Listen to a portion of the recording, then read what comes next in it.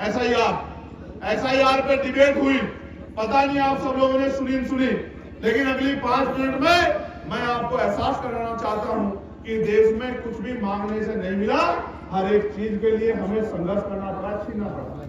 प्यारे भाइयों बहनों और मेरे बहुजन समाज के पहरेदारों, मैं आपको याद दिलाता हूं 1919 की। 1919 में से पहले देश में 3% लोग वोट देते थे। कितने परसेंट लोग? जोर से बोल के बता करो, कितने परसेंट लोग? बहुत अच्छी बात। फिर मॉन्टेगो चेमस्फोर्ड सुधार समिति आई, सुधार हुआ, और सुधार में क्या हुआ कि वोट देने का अधिकार उनके पास होना चाहिए जो टैक्स देते हैं। क्या देते हैं? वोट देने का अधिकार उनके पास होना चाहिए जिनके पास बहुत सारी जमीन है, जो जमींदार। फिर और सुधार हुआ, बहुत सारे लोगों को और उनको भी ऐड करना चाहिए जिनके पास बिजनेस है, व्यापार है, बहुत सारी धन संपत्ति है, और लोग जुड़े। ऐसे लोगों को भी जो राजा महाराजाओं के परिवार के हैं, ऐसे लोगों को भी वोटों में ऐड करना चाहिए। फिर और लोग जुड़े जो बहुत पढ़े लिखे हैं। वोटों की संख्या बढ़ के हो गई 15%।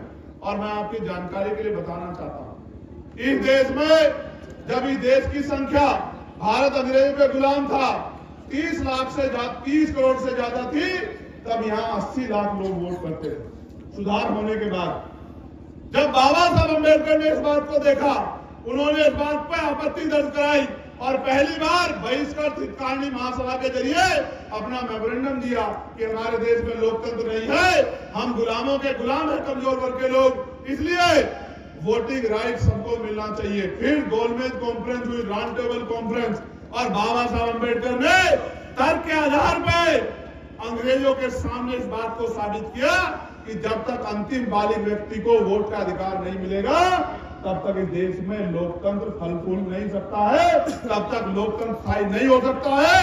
मुट्ठी भर पैसे वाले लोग, मुट्ठी भर जमीन वाले लोग, मुट्ठी भर धन संपत्ति वाले लोग राज करेंगे और बाकी लोग उनके अंदर में काम करेंगे, तो कभी लोकतंत्र सफल नहीं हो पाएगा। इसके बाद क्या परिवर्तन हुआ आपको पता है?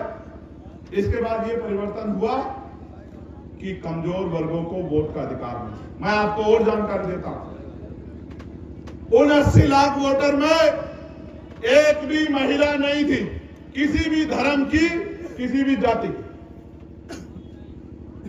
उन 80 लाख लोगों में सिर्फ पुरुष थे, और पुरुष भी सामान्य जाति के थे, और सामान्य जाति में भी जो संपन्न थे। उन संपन्न जाति के, सामान्य जाति के लोग वोट करते थे। आप महसूस करके देखो, अमीर अगर वोट करेगा तो गरीब को करेगा या अमीर को करेगा? बताओ आप मुझे, किसे करेगा? गरीब को अमीर वोट कर सकता है? इसलिए बाबा साहब ने कहा कि अंतिम व्यक्ति को वोट का अधिकार मिलना चाहिए, और बाबा साहब अम्बेडकर की सिफारिशों पे इस देश के करोड़ों दलितों, पिछड़ों, आदिवासियों, महिलाओं और जो अन्य धार्मिक अल्पसंख्यक हैं, वो भी, उन सबको, जिनमें जैन हैं, सिख हैं, बौद्ध हैं, मुसलमान हैं, सबको वोटिंग राइट मिलने का काम हुआ। ये 22 देश संविधान की देन है कि नेहरू जी की बिटिया इंदिरा गांधी जी देश की प्राइम मिनिस्टर बनी, सुचित्रा कृपलानी उत्तर प्रदेश की पहली मुख्यमंत्री बनी, आदरणीय बहन जी कमजोर वर्गों की तरफ से मुख्यमंत्री बनी। ये अगर किसी तरह संभव हुआ है तो ये बाबा साहब अम्बेडकर के संविधान में जो वोट का अधिकार है उसकी वजह से संभव हुआ।